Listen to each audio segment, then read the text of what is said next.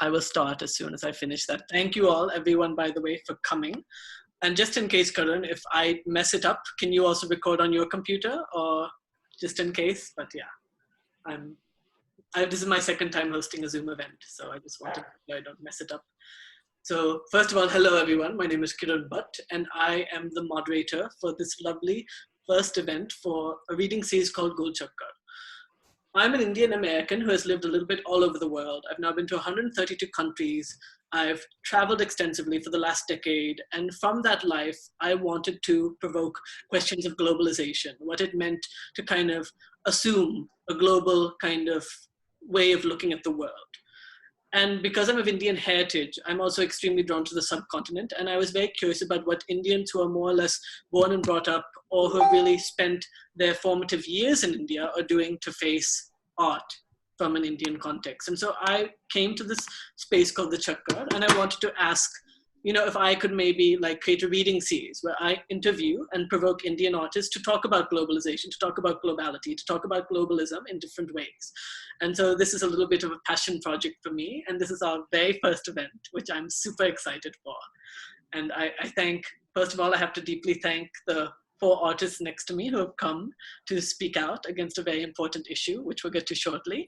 And I want to also thank a lot of the other people in this room who just decided to dedicate free time on a Sunday to come listen to us. So really, you all deserve your own round of applause for doing that.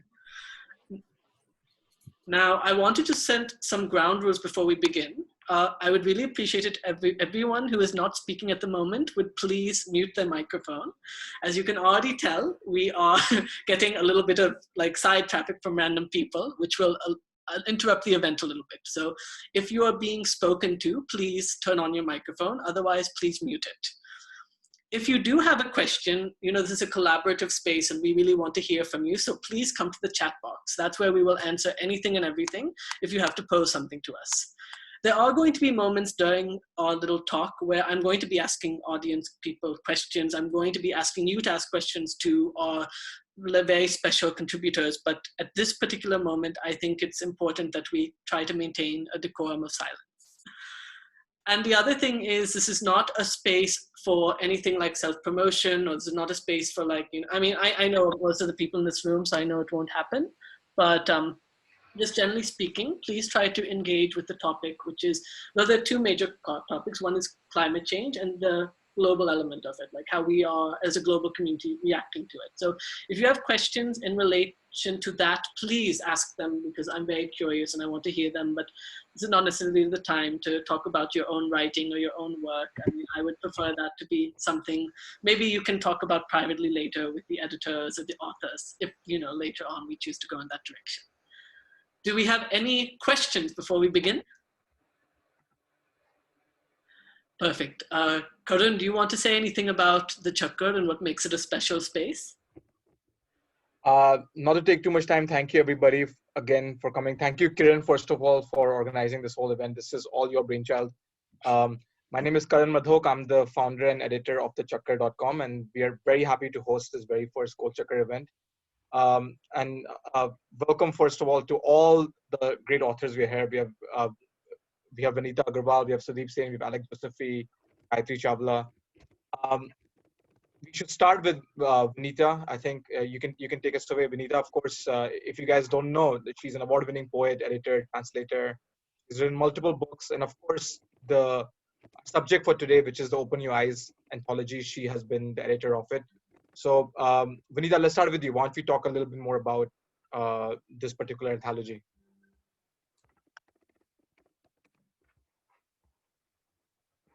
Vinita, now is the time for you to unmute yourself, because now this is your time to speak.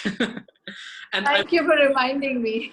No problem. Yes, I was just thanking Kiran and Karan both for putting this together.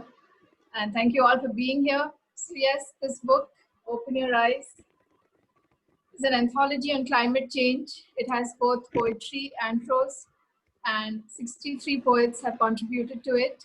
Most of them are from India, but about a dozen or more poets are from all over the world, from holding different nationalities.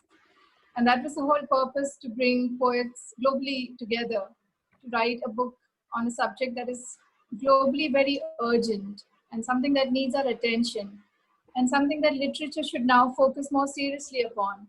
And I have to say that the subject of climate change and the catastrophe that this earth is on the brink of is much bigger than this book. So this book is just a starting point, it's just a springboard to further the cause of literature and eco poetry, if I may use that phrase. So I had a very good time bringing this together because it was so interesting. It was very close to my heart. It was something that resonated with me deep inside because I've always believed in these matters, in these issues, and especially in the extinction of species due to the so-called sovereignty of man, man being superior to everything else that's existing on this planet. And so all the misery that all these little creatures are going through, the trees being cut, the air being polluted, the water drying up, all these were issues that used to really disturb me. So I was fortunate enough to be able to bring out something like this. And I'm very grateful to all the contributors because the book really belongs to them. It's they who've written beautiful, sensitive pieces, both poetry and prose, on the issue of climate change. Yes. Thank you so much for your wise word, Vinita. And I think that that sense of cooperation and that willingness to kind of speak out for something is something more of us need, truly. So without further ado, first of all, I'm going to try to, hopefully I don't mess this up, but I wanted to share the screen so that we can have both you read your poem and then people can read it along with us, which I think is one of the unique ways that Zoom allows us to kind of engage with poetry at a deeper level. So let me go ahead and do that. Yes, here it is. All right, can you see this? Oh yeah, great. Yes, so this will allow us. Great, thank you, Kiran. Yes. Thank you, Kiran, thank you. So my poem is called Arid. And as the title suggests, it's on aridity, especially in the state of Rajasthan, a state to which I belong, although I've never really lived there. So I've sort of always gone back to this, this water crisis, the water shortage, and the aridity and the complete dryness of that state. Arid. So dry, dryness with cracked heels, barely a turban of shade on the head, dryness that chalks the roots, velvet suit, soil unbuttoned to the waist. I've lost the fingers of my son's rust hand in the earth's ochre crust. The gay girl puppet sways, inappropriate celebration, orange, sienna, crimson, all one in flat beige. This hardness allows no footprints, accommodates no seeds in its khadi uterus, owns up only to cramped rib cages, xeric nucleus eyes. In my mind, the chicken in the wire coop are saved by dense green intentions. Determined, I scoop out the excess of sunlight from the air. My head has enough dark spaces to take in endless illumination, but nothing changes. Hours stay transfixed in this heat. I miss the moistness of rains, its sarangi notes, open-fisted generosity, the colors locked in its belly, the yin to the yang of the throat, people cavorting. This shaken expanse breaks every promise that time ever made to life, that of relenting. A sheep with slumped shoulders walks through me. I become a burned hoof, a sore mouth. Rain could ease the ache of the supine topography. Rains and rivers and water tables, that brilliant liquid shimmering in dreams that women would trade with their blood. But clouds too are deserts here, deserts in the skies. Thank you. Yes, very good, Vinita. And now I need to stop sharing so you don't all see my incidental Facebook messages. But thank you, Vinita. One thing I want to point out is I love your use of alliteration. I really love the sense of like, you know, the sheep with slumped shoulders. That's a really beautiful line. And I love the assonance to that as well. And I think that there's something very beautiful of the repetition, this constant feeling of dryness, parchedness, this feeling of something getting stuck in the throat. Does anyone in the audience have something they'd like to say to Vinita's poem? Does anyone want to say something? I think this is one of the best poems I've seen of Vinita's. I've been following her work for a long, long time. And the kind of maturity that I see in her latter poems, which is usually the case as you keep writing. And this is one of the strongest poems in the book, not because she is the editor. I tend to be very dispassionate about text and people. And I think the phraseology and the denseness of image making is really wonderful, because the density sort of plays off the sort of dense minds we have, such as Trump and Modi. You know, so it's a nice gali to them in a oblique kind of way, and it's a beautiful poem. Just beyond that, thank you very much. Thank you very much.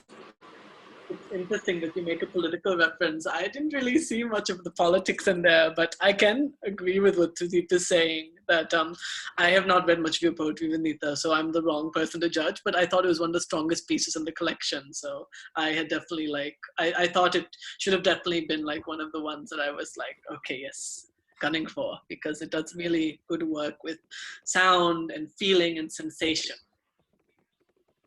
Yes, I was going to say too, I love the way Vinita has made the issue of aridity into something so personal, so that it's felt in the body. And I think that's really powerful in this poem. I love, she becomes a burned hoof, for instance.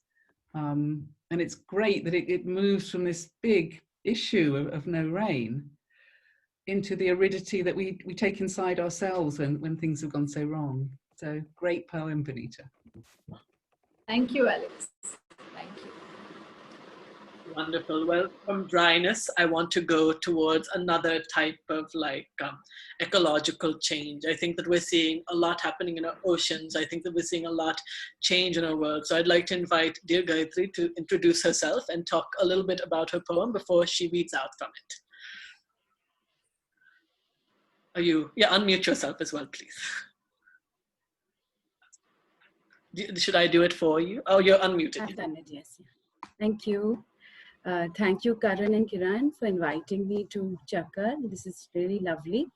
And thanks, Vinita. It's a wonderful anthology, fantastic compilation of poems.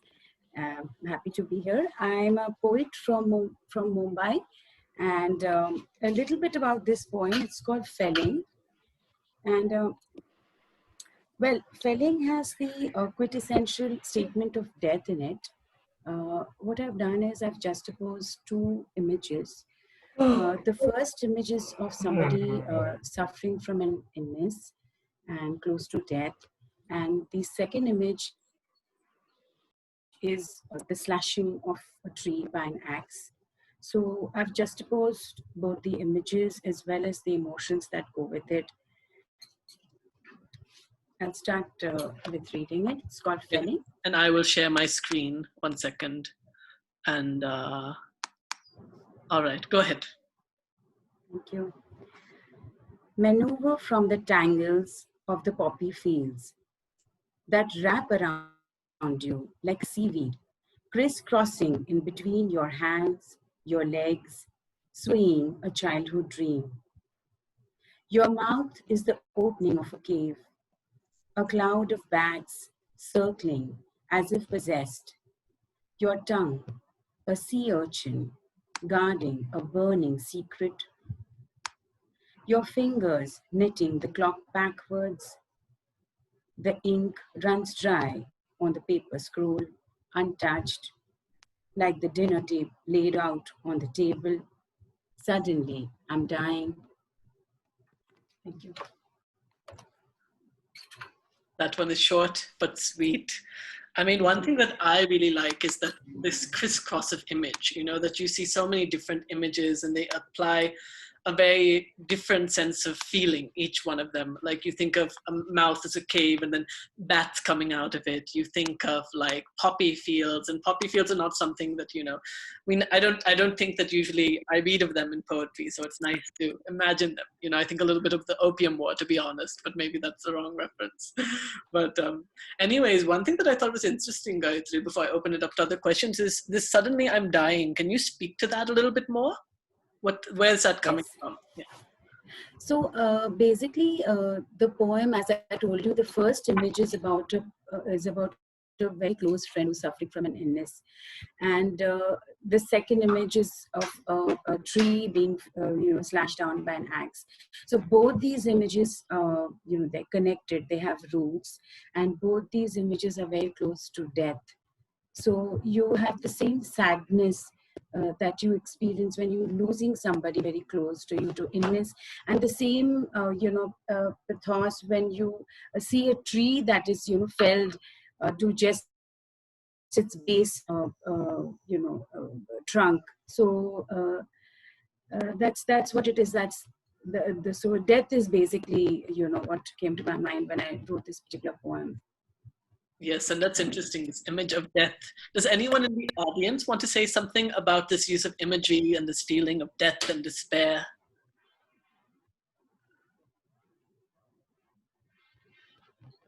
No?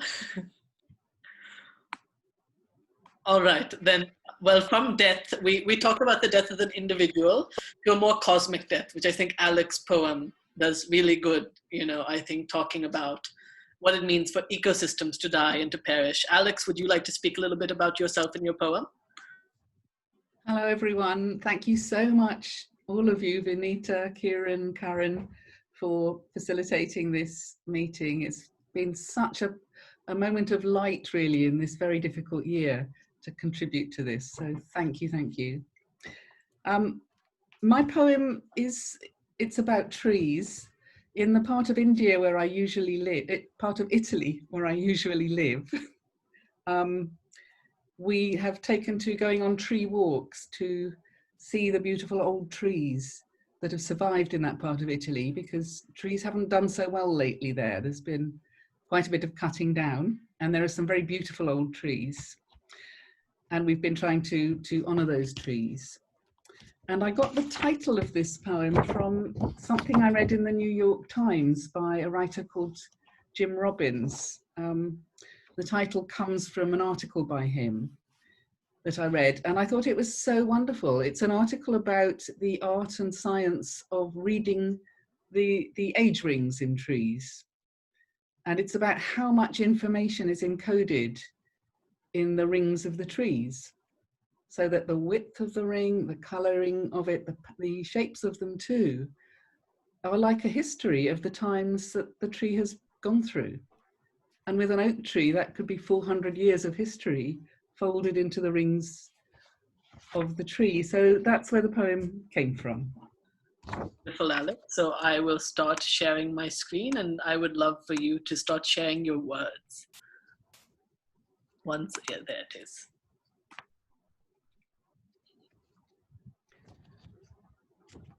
Will there be trees?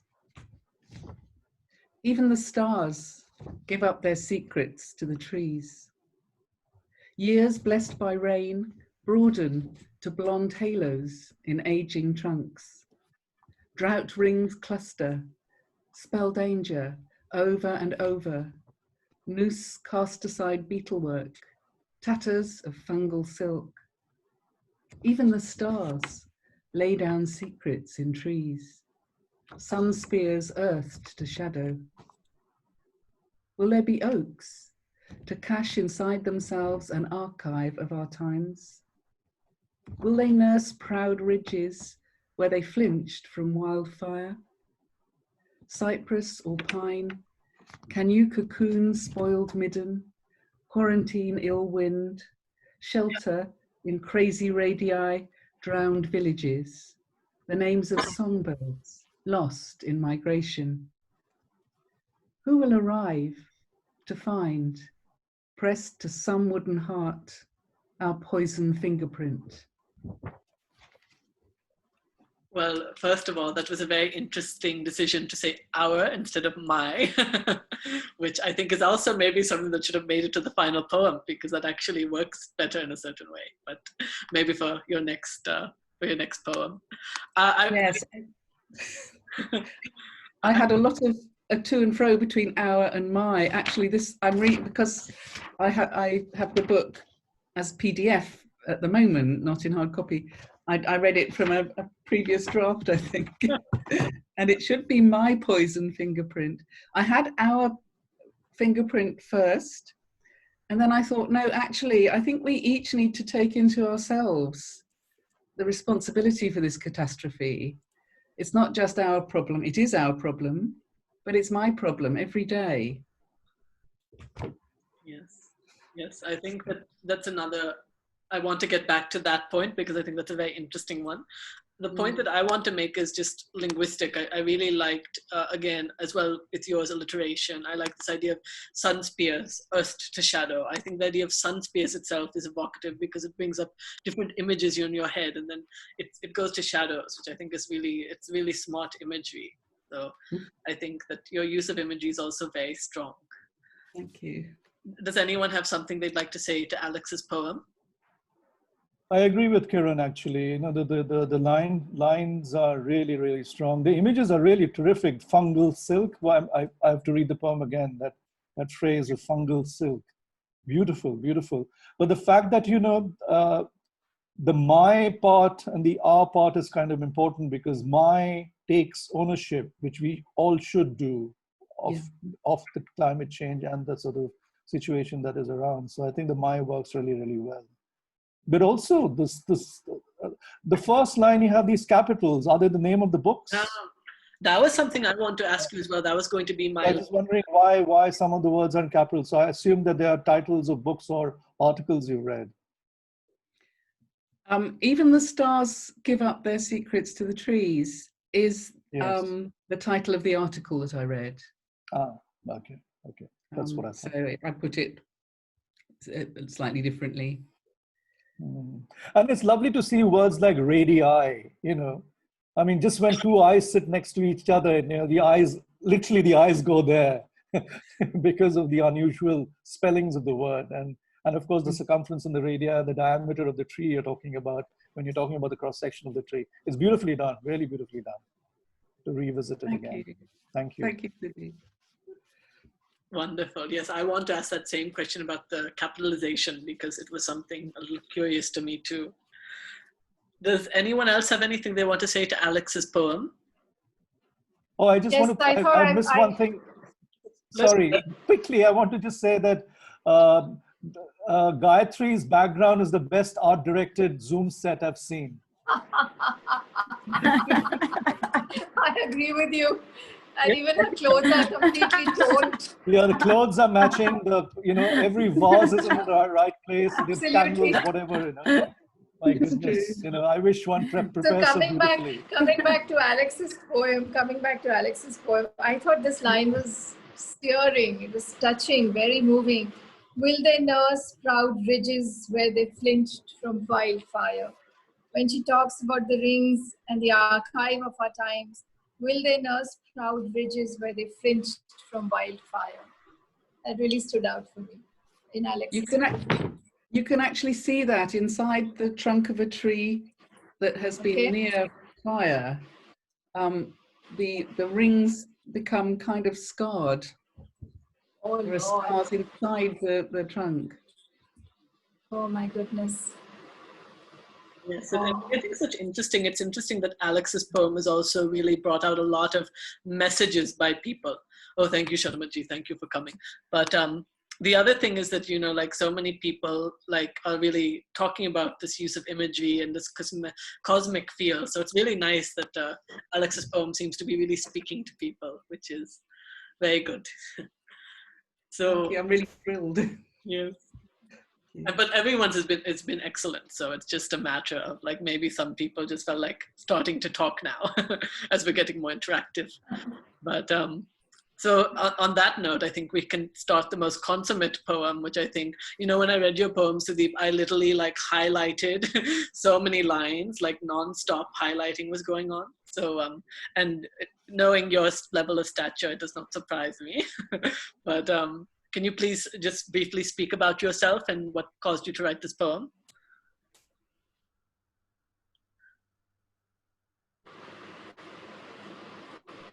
You're muted now. Oh, there you are. I unmuted you. Oh no, did I? Yeah, now you're unmuted. Sorry, I think, okay. So I'm a father. I'm one part of the better half of my partner. I'm a caregiver and I write poetry. And I enjoy meeting soulful, clean, hearted, honest poets, a rarity in this world, I think. The poem, I generally don't like to explain my poetry because once the poem is out, and this poem is published in the London magazine and is going to be out in my next book, the poem has to hold its own ground. So, you know, I won't be there to explain it. But obviously it's about climate change and the kind of ferocity with which we are defaming and erasing and pillaging the world, not just externally, but internally. So both the interiority of the poetry, which is ourselves, and the psyche, and the exteriority, which is the sort of planet and so on, both being ravaged, you know, at a speed which is astonishing. And we are blessed with, you know, leaders who just don't even believe that we are in a kind of global pandemic. I mean, there are presidents and prime ministers who, you know, would clap tins and put bleach and pray to God thinking this is going to be over. So it's just shocking. I mean, the amount of information and education we have and the kind of actions which people do, it's a complete inverse equation. So that's really what it's about. Very much located in Delhi, a city which is really, really polluted. Right, I'm asthmatic, so right now I can't even go out. The AQI levels are really grim.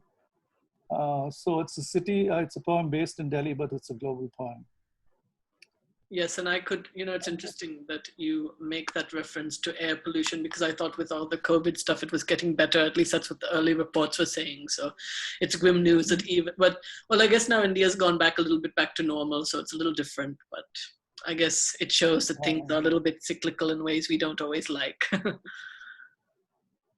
Well, I don't know about normal, but yeah, let's hope, we can hope.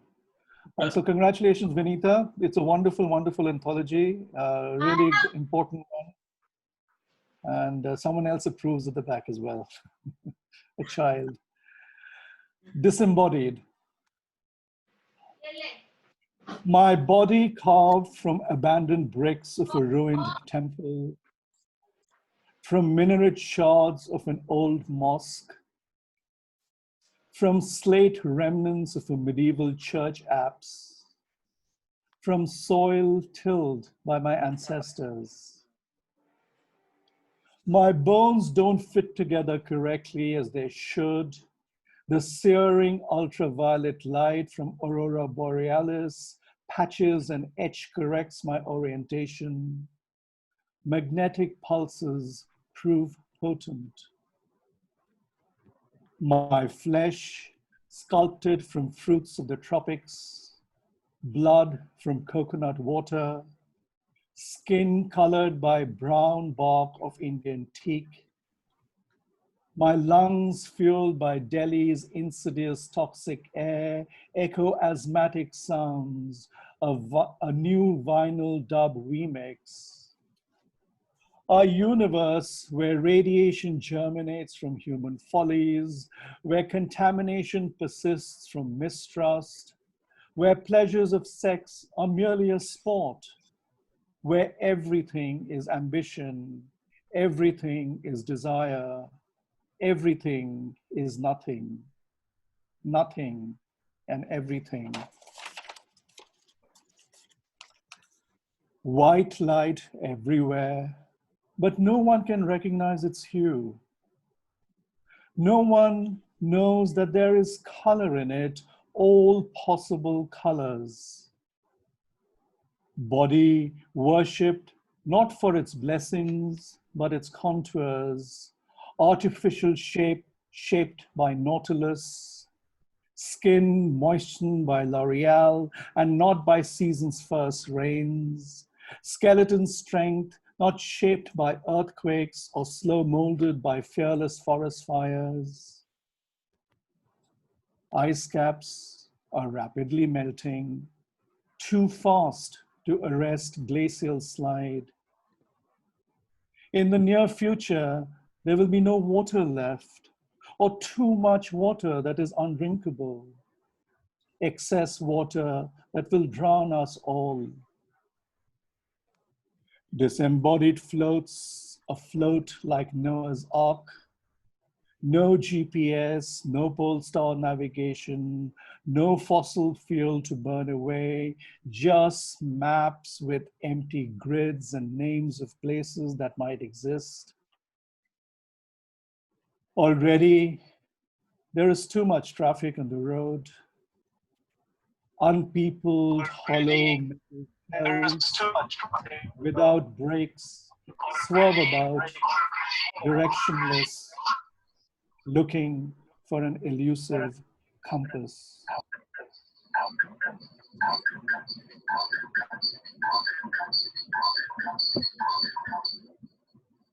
Yeah, I don't know what is causing that. I apologize. I think because, anyways, maybe just try. Oh, luckily Sudeep's poem is over, so I don't know if anyone else was hearing that weird sound, but thankfully it is something we don't have to listen to anymore. Thank you, Sudeep, however. I'm sorry that your poem suddenly got interrupted by weird noises. But no, it was the Russian and Iranian intervention. Right. So, as I said, I had a lot of thoughts about this poem, but I'm sure other people will have them. So will someone else want to share their thoughts? Is anyone in the audience interested in talking about this poem? As I'm also, hi, this is Meenakshi. So I also stay in Delhi, so I could resonate with every sentence of what Sudeep has written, and it's very much true. He has kept it in a poetic way, but yes, it's a fact. It's not imagination. Whatever he has written, it's a fact. So wonderful. It's wonderful. Thank you. Yes, and beyond. I think there are these apocalyptic images that you see in Sudeep's poetry in this particular poem. You know, and the sense of that impending doom that's about to hit us. And I like the way it begins, actually. I really like the way it begins. And somehow it's got this multi-dimensional element to it, you know, about loss of, as much as loss of species and extinction, as much as places and the loss of clean air and everything. So it's a very composite poem. I found it really composite and very apocalyptic in tone. Go ahead, Alex. I love the way it moves between different areas of imagery and kind of weaves them together. So I just noticed within a few lines you've got etch correcting, vinyl dub remix, and then the color of teak and the pollution of someone's lungs. So you're kind of moving between sort of pop culture, technology, our own bodies and nature. And I think, you know, that's a huge strength all the way through Sudeep's poem. It's lovely. Thank you. Thank you very much. Yes, I think one thing I had to say is that I think what really elevates your poetry, at least in this particular poem, Sudeep, is that effortless ability to merge sense of place, image, simile, sound, and make it effortless. You know, I really felt that you're feeling so many things at once, and you're creating a scene, a narrative, and the words just cascade over themselves in a very effortless way. So I think this is really, it's one of these poems that if I don't teach creative writing, but if I were one of those people, I would love to teach it just to like show like all the different things you're doing with it. So thank you for sharing it. Thank you. Thank you all. You're being very, very generous. No, I just want to tell you that I was a science student and I wanted to be an architect. You know, poetry was something that I always wrote, but it's very much, I also actively work for a political party, ground roots at the ground level. The party which loses every time, but it's a people's party, you see. So we have to get everybody going. And yeah, I love music, I love old vinyl records. I've stolen every record my grandparents own and my parents own, and I still have a record player. The most expensive part of the record player is to try and replace the, the nib, the needle. So friends in England, in Australia, I have to write to you whenever I destroy it, because in India, you don't get it. But yeah, the poem also, if you see the structure of the poem at one level, it's got a very fragmented look on the page. And the idea behind that is, of course, the fragmentation that we are experiencing. Because this poem went through about 20 odd drafts. And initially it had a strict meter and a rhyme scheme, which was a dub song. It was an ode to a dub, Bob Marley and a Rasta movement. But I actually completely stripped that the other way, thinking that was getting really cute. I just wanted the fragmented, more sparse, like the icebergs floating away, things are just cracking. There are these schisms everywhere, earthquakes, tornadoes. So I thought visually it's important to represent that as well. So I don't know which one is better, but I'm really glad it worked. And thank you. You're all very, very generous in these dark times. Well, no, thank you and all of you, because I think even though, I don't think really we can say that there's a poem that is, certain poems are a bit longer or go into imagery deeper, but I think all of the poems are strong and all of them create a reaction and create something, and I think that is something that is important for us to think about, because whether we're talking about air pollution in a city, or whether we're talking about the aridness of a desert, whether we're talking about trees being, completely cut apart and falling to the wayside, or whether we're talking about the death in the poppies, or whether we're talking about the changes in our oceans, what we're talking about is something similar, which is that humankind has unfairly and undeservedly impacted our earth in ways that our earth does not deserve. And so I want you four to tell me something. So what is it that made you want to speak out right now? What is it about your environment or the place that you're reacting from that made you feel that you needed to do something to talk about what's happening to us as a human species? Well, we can't be apolitical ever. Everything around us is so political. Even our act of writing is political. If you don't choose to write and stay silent, it's political. But the thing is, if you stay silent, you can't take part in a process, in a kind of world process or democratic process when the regimes are being completely toppled and so on and so forth. These are things that affect you. So everybody's talking about climate change at the moment, COVID, but I've been thinking about, as many of us are because we are in this book, thinking about climate change for a long, long time. Pandemic is only one of the offshoots of climate change. It was bound to happen.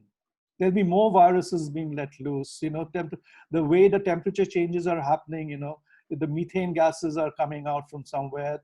Bacteria, which has been frozen for millennia, is being active, and that's going to create diseases. So there's a huge set of issues that I think we are the last set of people. It's not a negative world we are living in, but we are right at the end of complete destruction before the earth builds itself back again, which happens after millions of years. So how can you not respond in a situation like this? And just the callousness of the people around us and the leaders. It's just shocking. People are just cocooned in their own self-worth, and the self-worth of people is so important. What about the people just next door to us? So in a way, poetry, I think, helps us. It heals us. And beyond all those sort of lovely healing and spiritual thing, to me, poetry also excites me as a form. It's fantastic. When the words are juxtaposed together as phrases, new energies spark. And nothing like when you write a line, and if you get the perfect beat of the line, it's the kind of high you get which nothing else can give you. It's a perfect orgasm. A perfect line is like a perfect orgasm. And but of course, there's no perfection. Go ahead. Just to take this forward, just to take Sudeep's initial point forward. where he talks about this writing about nature and saving the planet and climate change being a political exercise. I think there's another dimension to it. You see, the thing is, if you read the poetry of nature, about nature, till the 1990s, let's say, it is about, people have been writing it with a sense of receiving a legacy, that nature is something that is bequeathed to us and we appreciate it, and the sense of wonder with nature.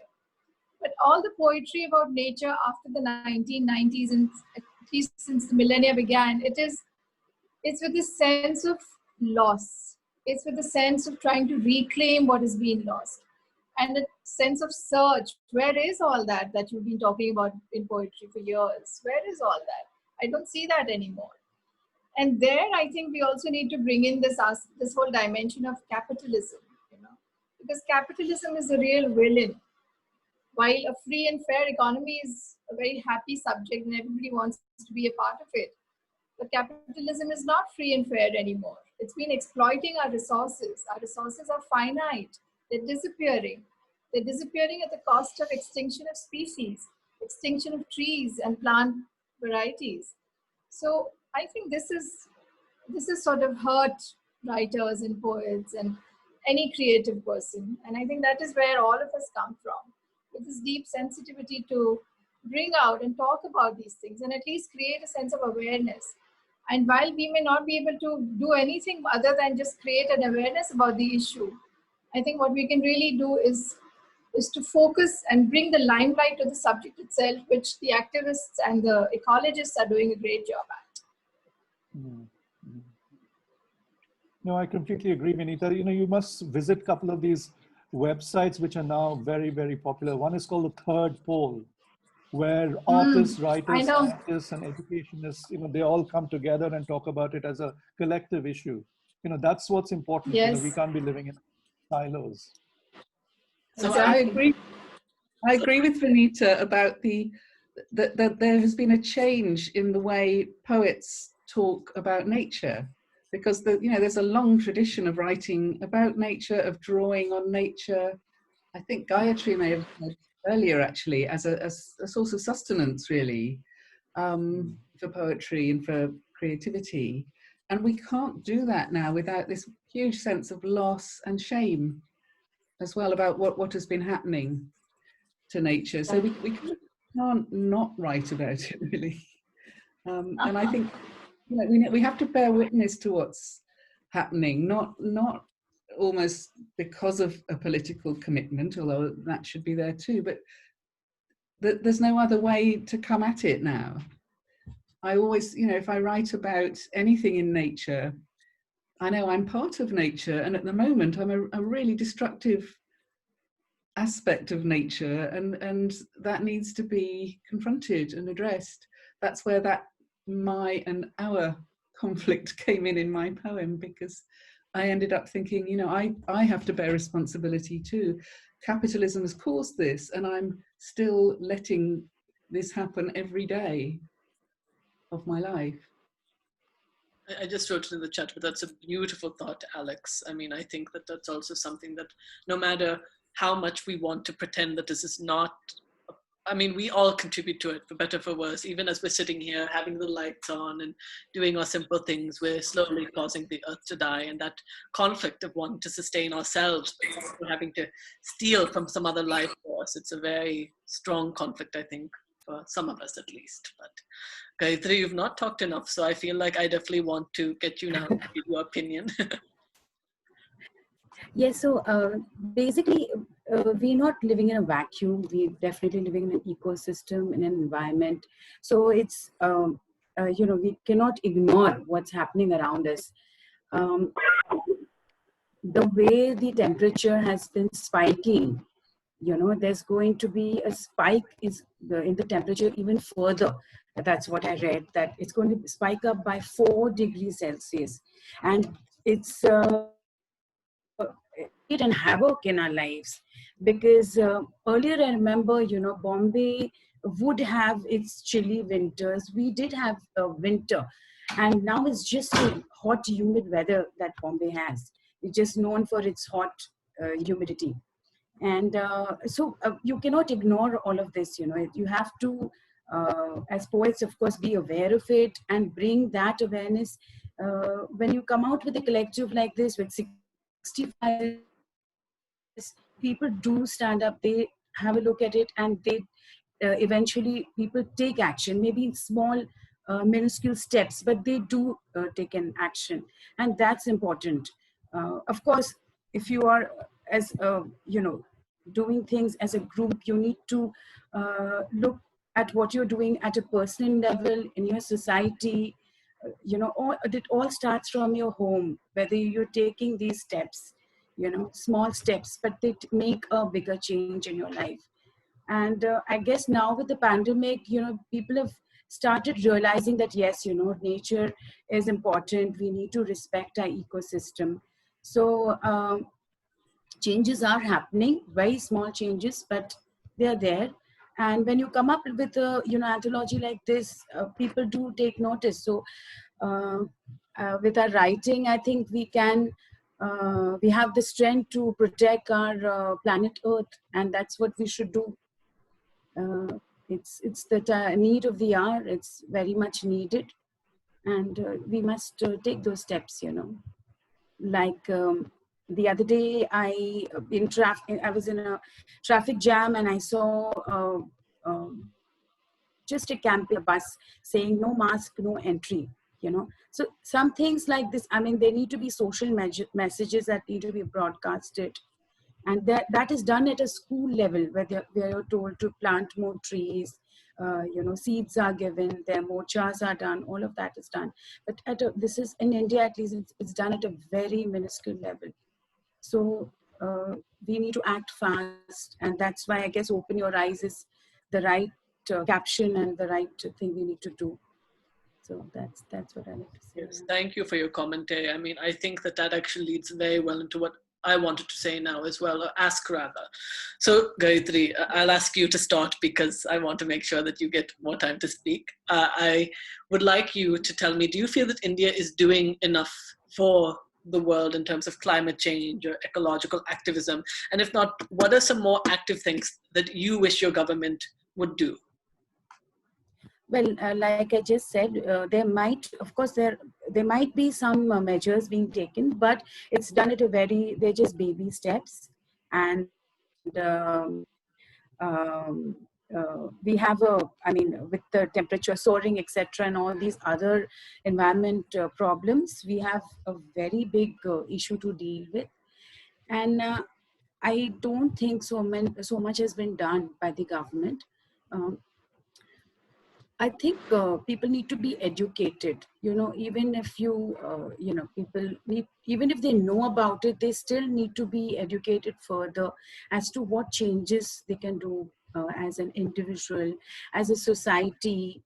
You need to, of course, like for example, in my particular society, there was a piece of land that was being taken away by the builder, and it was supposed to be allotted, just an example, it was supposed to be allotted for a garden area. And we fought tooth and nail in the court for the particular land. So you have this small garden with wrought iron chairs for the senior citizens, so there is some green. Otherwise, in these cities that we're staying in, there is absolutely no green, there is absolutely no green. So the tree that I was talking about is an avenue of lush green trees. They were all reduced to just basic circlets of wood, which is horrific, just horrific for the purpose of metro or whatever. Absolutely. Yes. Please, Vinita, tell us your thoughts as well about what India could do to address this problem. Yes, Kiran, actually, India has done very little to address, very, very little to address the eco crisis, the ecological challenges that this country is facing. There was a river in Bundelkhand by the name of Ken that's disappeared. It's reduced to a trickle. The Chandrabhaga River, which used to reach Orissa, And I think it started from Amravati. That's disappeared. It's completely gone. Rivers are disappearing. Rivers are drying up. We need to save the rivers. Our air quality index is the worst in the world. Where are the measures in place for that? There is no purification of air. There's nothing done to improve that air quality index. Just alternating between even and odd numbers and with the cars is not going to solve the problem. It's not. The traffic needs to be regulated.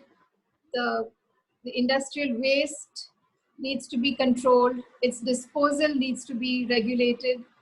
So there's so many aspects to this, and I always say on these platforms that ultimately, we are poets and editors and writers, but we end up talking like ecologists when we are talking about how the government is handling this crisis. But in just one sentence, I would say that it's not even made a beginning. Whatever's done is just like the ABC of it. A lot more needs to be done, and everybody needs to do their part, and the government needs to play a very, very major part. And it's the one force, the government is the one force that can actually intervene and bring about a change. Because this is a very large scale sort of a problem. It's not in the microcosm, it's a macro problem. So I think a lot more needs to be done. Sudeep, would you like to chime in as well and give some words as to how we can address this grand problem? First, we need to sort of deselect the government we have. That will be a start. Beyond that, I think our approach is actually really flawed. I'm hearing everybody. We are all city dwellers. We are all very privileged people. And we're talking, this should be done, this should be done. Actually, in the rural areas, they've got it right. I work for an NGO, for instance, and I work with these guys. The people in the rural areas actually know the soil and the weather and everything much better than we do. They recycle much better. They eat organic food and so on. It's just that, we are more vocal, probably speak English better. We have access to media. So we try and, infest this world with our opinion, which is actually very, unrelated to the reality that is out there. Most of the country actually can manage itself and is managing. It's the cities where all the destruction is happening. Yesterday, there was 2 hours of rain in Bangalore. It was flooded. The cars were floating. A week ago in Hyderabad, floods. And government has earmarked Bangalore, Hyderabad, Bombay, Delhi as smart cities. It's the most unsmart places I know in the world. So what are we talking about? Look inwards, give, just we shouldn't be sitting on the high houses. Just like bringing it back to poetry, like Vinita said, we are not ecologists, we are not politicians. Just like for the longest time, till about 20 years ago, it was New York and London which was deciding what is good literature in English. What about the literatures coming from the Caribbean, from Australia, from Ghana, from Egypt? Isn't that valid? Of course it's valid. Now, of course, about 25 years ago, Pico Iyer writes this fabulous Time magazine article, The Empire Writes Back. And literally that's what's happened. I mean, on the basis of color and accent, you can't make a hierarchy of quality of literature. So it's the same sorts of things. We are, the more educated people are, the more depressed I feel, because people just talk too much and do very little. It's a sort of internet kind of knowledge, too much superficial information and no depth. So really, in my lifetime, I have no hope for the world to change, but I'm not doom and gloom. I can change 3 people's lives, and that's what I can do. And then if every person takes care of 3 people, that's all we can do. But the forces are too much. I mean, look at the example of the island of Kiribati. Kiribati is the first nation which is going to go under. It's a small island nation in the Pacific. And the Prime Minister was on television saying, what am I going to tell my people? We're talking about education, infrastructure. My citizens won't have a place to live. And will anybody else in the world take my people in as climate refugees? Nobody put their hand up. So what are we talking about, really? Yes, that's a very insightful point, Sudeep, and thank you for making reference to Kiribati. I mean, living in Australia, and some of my friends here will know, we talk about this as well, like the sinking Pacific Islands around us. So it's, and I will want to get back to that a little later because it ties into one of the last questions I want to ask to the group. But Alex, I'm going to get to you, but my goal is, by the way, everyone now who's here, who's an audience member, I'd love it if you could turn on your cameras. If you're interested, we'd love to see you, because I want this part of our talk to be more collective, not because I'm trying to get rid of, yes, thank you, Kanishka, I appreciate it. Because I think this is a thing like global warming, global climate change, the environmental degradation we see is global. It's a thing that affects all of us. And we are the quote unquote authors, but at the end of the day, you all are just as valuable or as much a part of this as we are. So Alex, I'm going to circle back to you, but because we're talking about India right now, I want to ask the other Indians, because I know 80% of the people who came today are from India. What do you think are things that you wish your government were doing? What do you think are things we could learn about, if you want to say anything? Anyone? I guess if I start, the only thing that I would want my government to do was like be a little more proactive, because what the government does not, like at least the Indian government does not take environment as a priority. It does not take priority. In fact, even in North India, because I was just coming from Bangalore to Delhi right now, and I landed in Indore, and everything was fine there. As soon as I came in Delhi, it was all smog everywhere. But these things can be, proactively avoided or prevented or acted upon. But the government needs to be a little more ecologically sensitive, I guess, for that. Yeah, it is ridiculous. I mean, even someone Tushara just made a very important comment, which is that, I think the Indian government loves to take things, and despite that, could be doing things that it seems that whatever the Indian government does half the time is counterproductive to what the Indian nation actually needs. But it's a frustrating problem, and I don't want to get political. I mean, I do want to get political, but not to the point that I'm sharing too much, because I want other voices to speak right now. But anyone else who happens to identify as Indian, would you like to give some advice to this collective group, or any thoughts?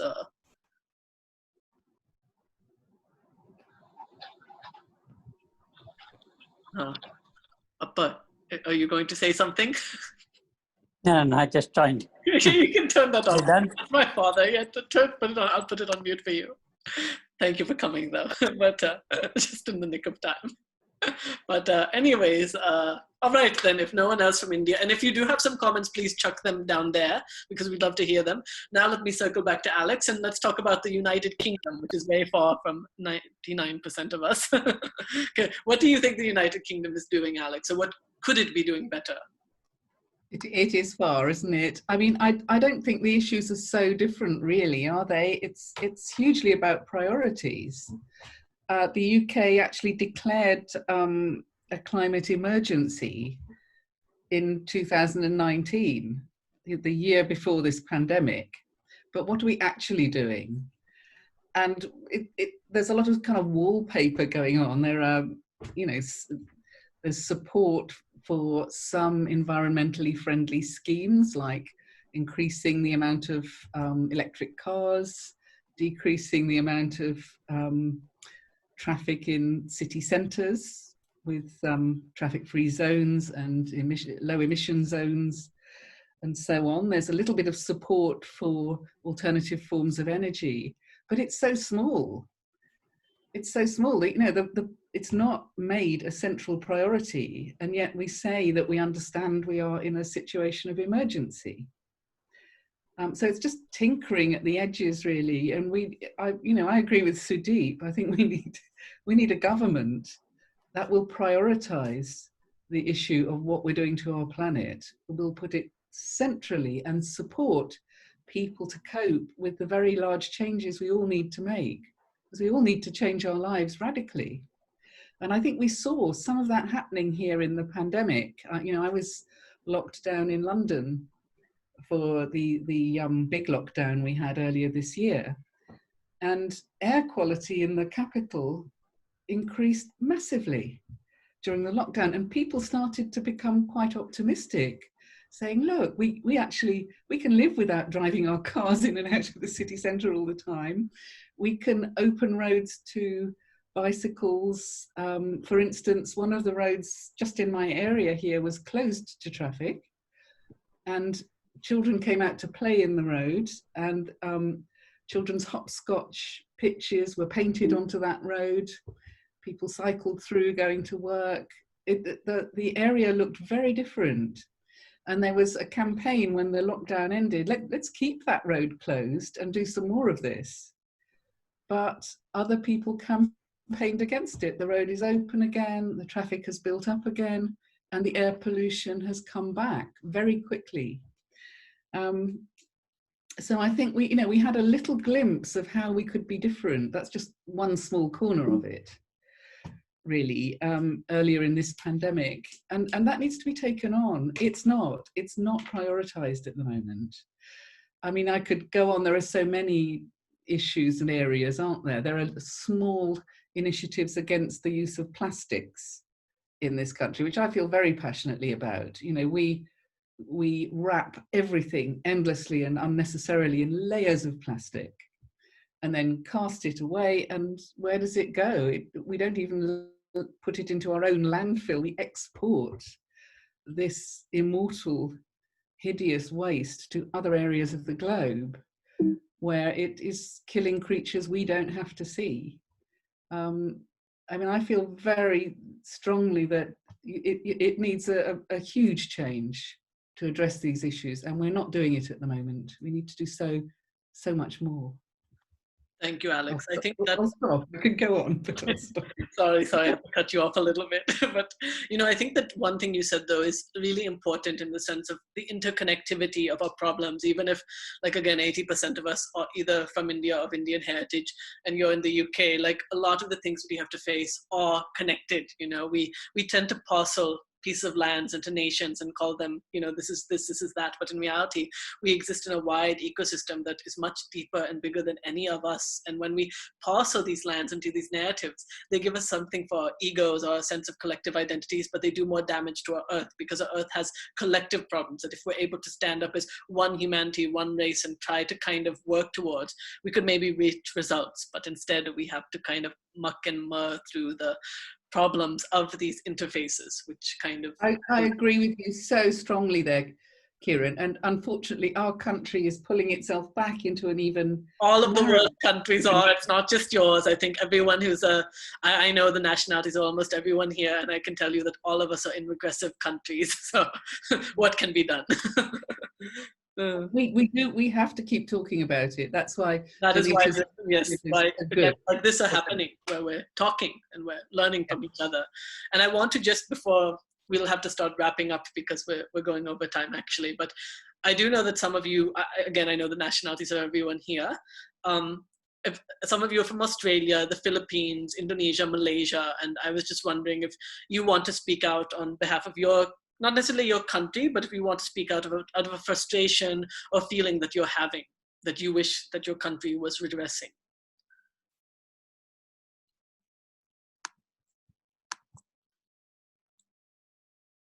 Well, if no one is interested, then I think I want to get back to Tusharo's question now, because I think that this is a very important thing. You know, it's very easy to just talk about our frustrations, but it's also important to think of action. What are the things that we can do to actually change the world? And, you know, when we're younger, we think that changing the world is as easy as flipping a switch. You know, we want to do something, we're going to do it, and that's that. But then as we get older, we realize that's just not how things are.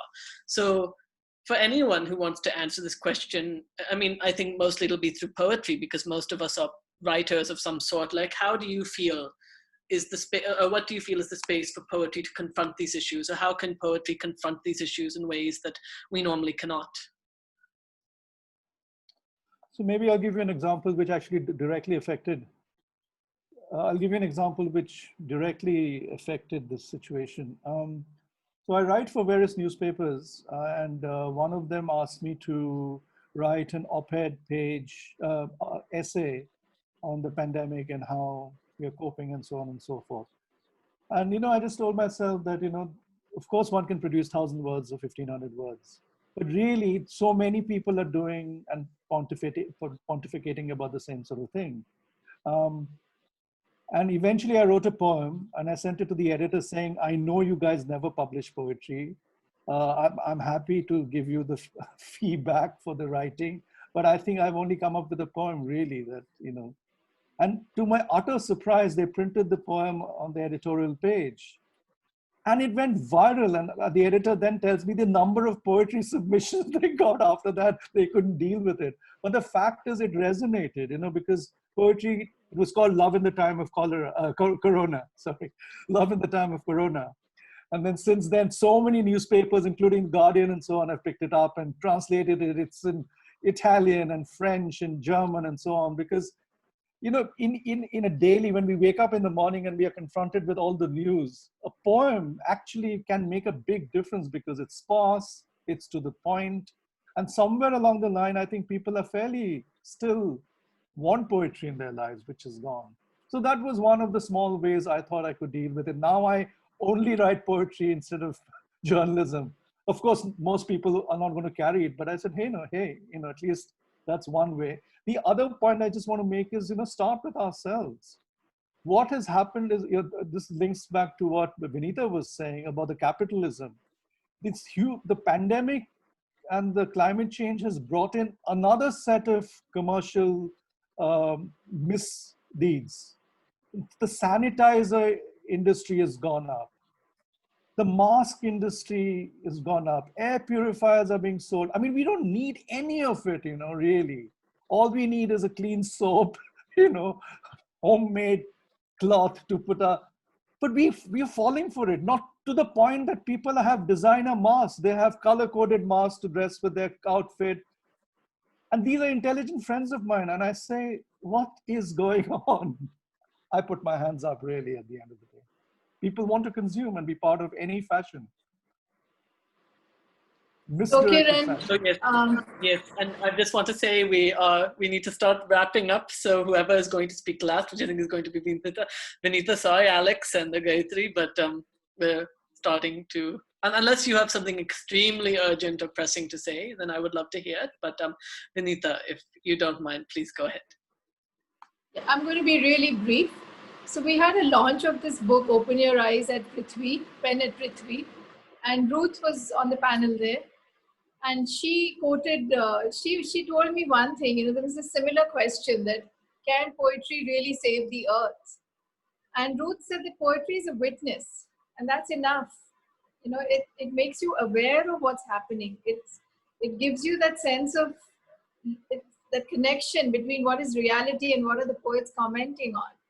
And also Seamus Heaney said, he says poetry can never stop tanks. But yes, it can educate and awareness and bring about that sense of open your eyes, literally. Open your eyes to what is happening around you and see and look around. And in that sense, poetry can sort of be the link between the person here sitting at this end of the screen and what's happening out there in the world. And in that sense, at least poetry is relevant, very, very relevant. But at the end of the day, yes, it is just poetry. We need proper action to really make a difference. Thank you, Kiran. Thank you very much. Yes, and that was such a, Shashi, I really appreciate what you're saying is, and this is what I think is something important as well. It's so easy to give mouthpiece to things, but what other people are doing is education and actual coalition building. I think that's equally as important. So thank you for also doing such things.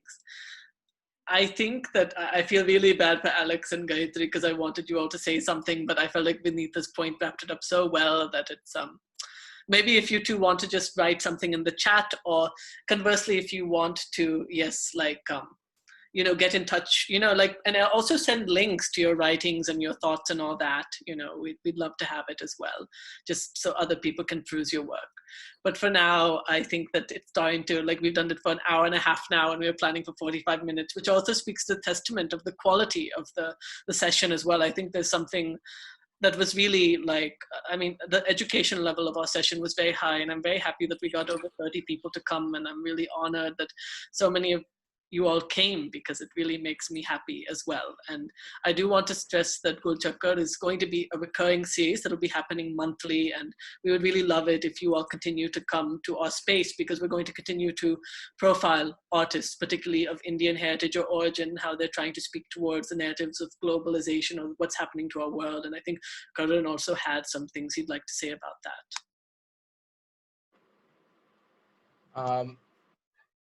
Thank you just to everyone who attended, who took part. Thank you so much for the poets here. This has just been such an incredible conversation to listen to. I really was at a loss of words, because there's so many, I was being educated so much by so many intelligent voices today. So thank you everyone for joining us. Do check out the Open Your Eyes anthology. It sounds incredible. And looking forward to future Golchakkar events with you, Kiran. If anyone wants any more information, check out our website, check out the chakkar.com. There's information about all the authors who participated today. And join us. There's a link there for if you want to join our mailing list. We send a newsletter once a month. Yeah, follow us, join us, and keep supporting the artists. That's the most important thing. Keep supporting all the artists. I want to finish with something Sudeep said about, he's not a journalist anymore. He writes a lot more poetry. I would love it if our newspapers just had a little poem every single day. Just every single day, front and center on the news. Doesn't have to take too much space. Just take away one of the 10 ads that are on the page and replace it with a short poem. I think it would make our lives so much better. Thank you, Karan. Well said. I just want to respond to that, Karan. Actually, our newspapers were better. Telegraph used to carry poetry, Statesman used to carry poetry, Hindu carried poetry. They've all stopped. In England and Ireland and Scotland, the tradition still exists. Every newspaper carries poetry, Guardian and Times and TLS and Scotsman and Irish Times. So yes, let's just get that back. It's just such a small space. And websites. So we'll be happy to. Golchakkar can roll on with poetry. We'll help you with that. Thank you. Thank you. Yes. Thank you. Thank you all. Yes, thank you all. Yeah, thank you, everyone. I'm really happy that so many people came, and it makes me really happy. And since this is a recurring event, I hope that you'll join us next month. Me and Karan are still figuring out who'll come next, but we'll keep you posted. So have a good night. Thank you, Kiran. No, thank you, Vinita, for coming. Thank you so much, Kiran. Alex and Gayatri, and all the other people who I'll thank later. But thank you for coming, and everyone else have a great night and have a good time doing. If any of you are doing puja as well, I mean, good luck with that as well. But if you're not, then also enjoy the rest of your day. Wish you the same. Bye-bye. Bye. Bye. Bye-bye. Bye.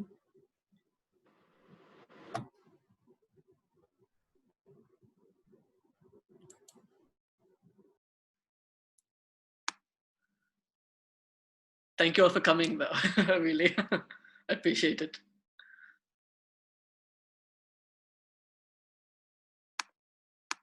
Bye, Akka. Nice to see you. And Jessica as well, who's not my sister. Anyways.